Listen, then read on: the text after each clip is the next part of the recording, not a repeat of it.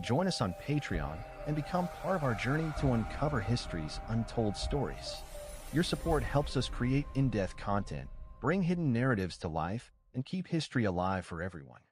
For centuries, the world has been taught a version of history sculpted by the pens of empire.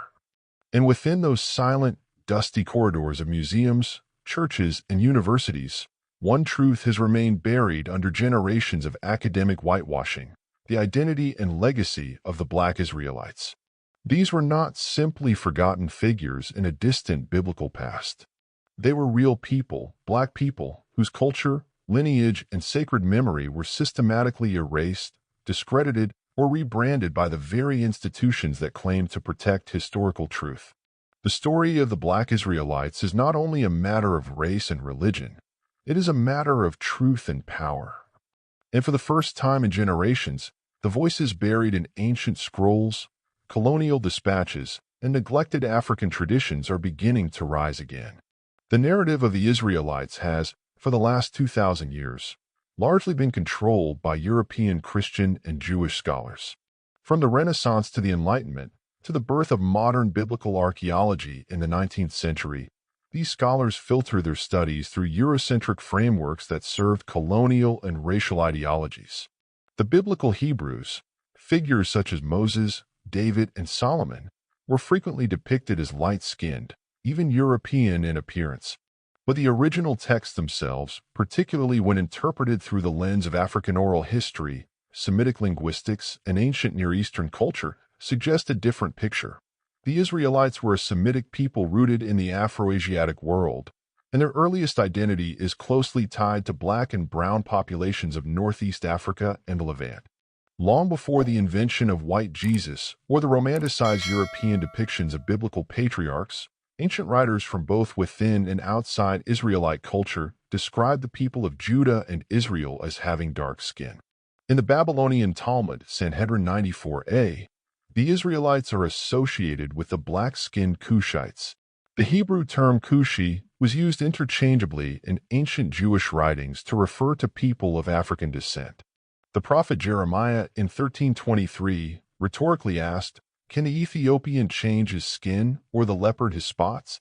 A verse that not only acknowledges the blackness of the Ethiopian, but indirectly connects that identity with Israel's own heritage of resistance, sin, and divine judgment. The classical historians were even more explicit.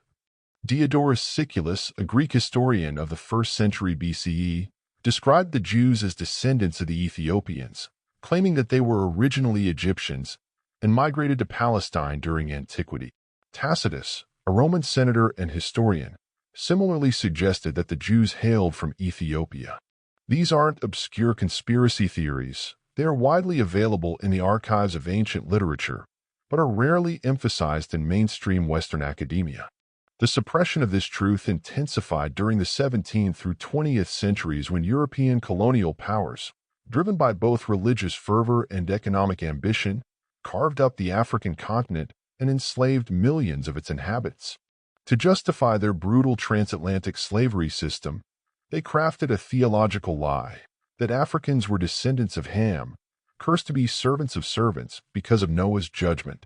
This interpretation, based on a manipulated reading of Genesis 9, became one of the pillars of scientific racism and religious apartheid. But this Hamitic myth depended on one thing. It had to deny any connection between Black people and the line of Shem, from which Abraham, Isaac, Jacob, and ultimately the Israelite people descend. This severing of historical roots was not accidental. It was strategic. During this same period, records began to surface, some preserved by African communities, others recorded by European explorers, that revealed a different history. In places like Ghana, Nigeria, Mali, and Ethiopia, there were communities that claimed descent from ancient Israelites.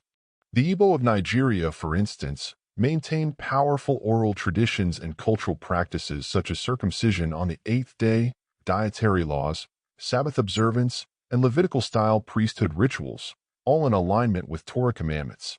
These traditions predated the arrival of Christian missionaries and European colonialists. Rather than investigate these parallels seriously, Western scholars either dismiss them as primitive imitations or accuse the communities of making up their lineage to curry favor with colonial masters, an accusation laced with deep irony given that it was the colonizers who constructed artificial ethnic hierarchies to maintain control. In 1769, Portuguese Jewish scholar Manasseh ben Israel wrote about the possibility of the 10 lost tribes having settled in parts of Africa and the Americas. Even earlier, the Jewish traveler Eldad Hadani in the 9th century CE claimed to be a descendant of the tribe of Dan, living in an independent Jewish kingdom somewhere in East Africa. These testimonies were not fringe. They were part of a broader understanding in the medieval world that Israelites had long migrated into and through Africa. Still, European Christian theologians and historians saw no advantage in validating such claims. Their power, their colonization, and their very theological superiority depended on painting Jews as a minority European community and Africans as spiritual outsiders. Ethiopia stands as perhaps the strongest living proof of the Afro-Semitic continuity. The Beta Israel, an ancient Jewish community from the highlands of Ethiopia, kept Torah observance, built synagogues, preserved Hebrew scriptures, and claimed descent from the tribe of Dan.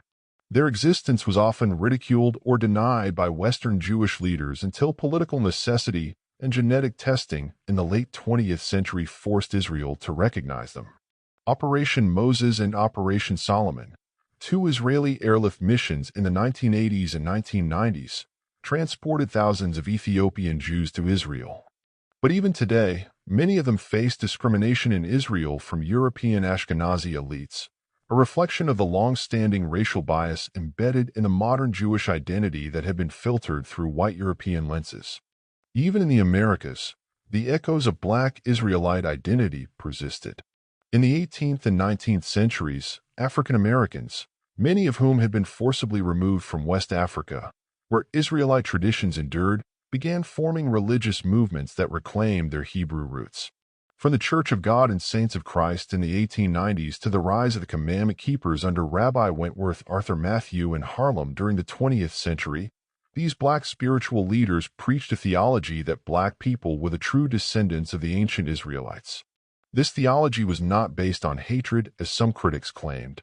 It was based on historical memory, scriptural analysis, and the desire to reclaim dignity and identity in a world that had violently stripped both. White scholars largely ignored or ridiculed these movements. Academics accused them of heresy or pseudoscience while continuing to promote sanitized versions of Near Eastern history that centered Europe as the font of civilization. The field of biblical archaeology, dominated by European and American institutions, has historically minimized African influence despite mounting evidence of trade routes, linguistic overlap, and shared religious traditions between Egypt, Canaan, and the broader African continent. But history has a way of catching up. Today, scholars of color, Afro-Hebraic communities, and independent researchers are reclaiming the story.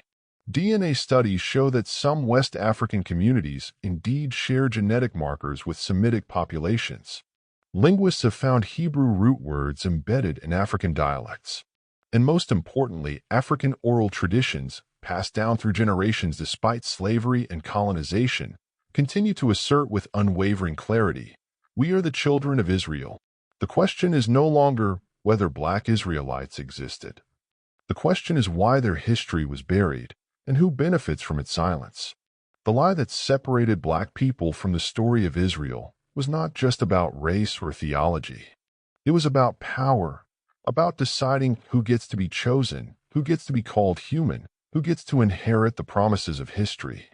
But that lie is unraveling now, thread by thread, manuscript by manuscript, and voice by voice. And when it finally collapses, it won't just change how we see Black people. It will change how we see the Bible, God, and the world itself.